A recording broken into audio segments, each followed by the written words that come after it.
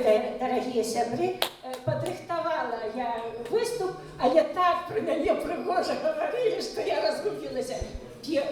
Шмат выступаю сапраўды, але так прыгожа яшчэ ніхто не казаў. Вялікі дзякуй.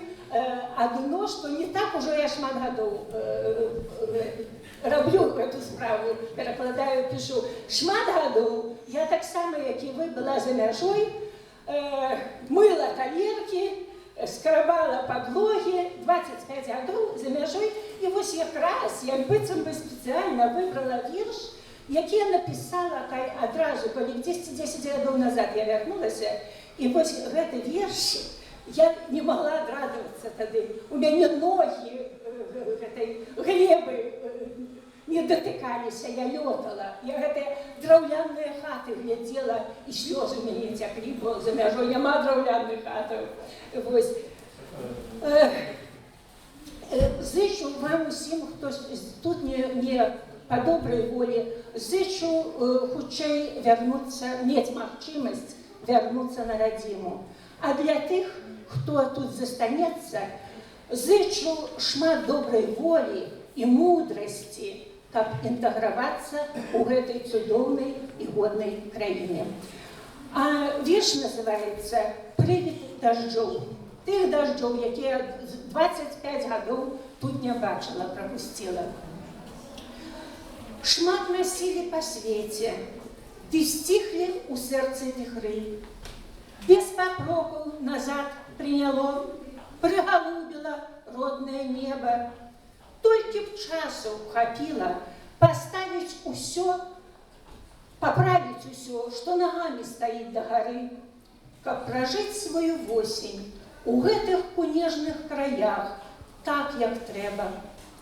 Пад нагой са старэлую порхаўкай пэнкае высохлы хвошч і чарнее, як гарах, толькі што на зіму абараная глеба. Не ад крыўды, а так, ціха рузая, восеньскі дождж, ды блукае мінулых тут няўбачаных мною дажджоў непрыкаяны прывід.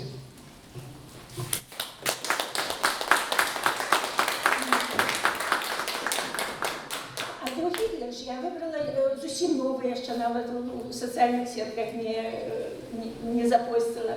Вось, моя ўся сям'я тут жыве, дзеці, унукі, сёстры, пляменніцы, і стрыечныя, і траюрадныя, усе жывуць. Але мы паходзім з Віленскага краю, у якім і па гэты бок мяжы і цяпер жывуць людзі, якія размаўляюць па-беларуску, па-польску і па-літоўску. Але калісьці і па наш бок таксама жылі людзі, якія размаўлялі на трох мовах. Былі і беларусы, і літоўцы, і палякі. Я нарадзілася ў такой вёсцы, дзе ўсе суседзі размаўлялі на розных мовах. Часам як мірна жылі, часам сварыліся. Вось, але кахаліся, жаніліся. Вось, і таму у кожным з нас цячэ кроў сама малое трох народаў.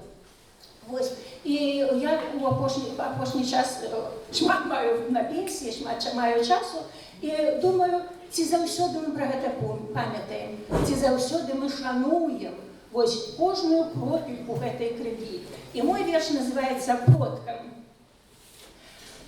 У мінулым за прарэхаю прарэх гляджу ў змрок аператыўнай зводкі і тахкае ў скронніцы. Не грэх, у якім каліне выракацца продкаў.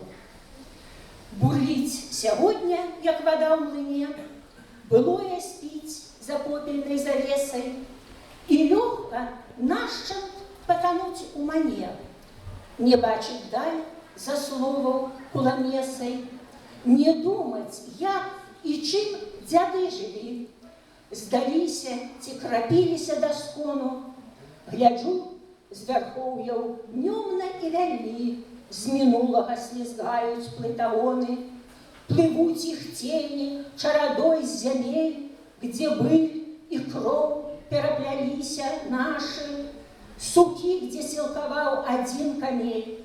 Быў лёс адзін, і гэты гарапашны.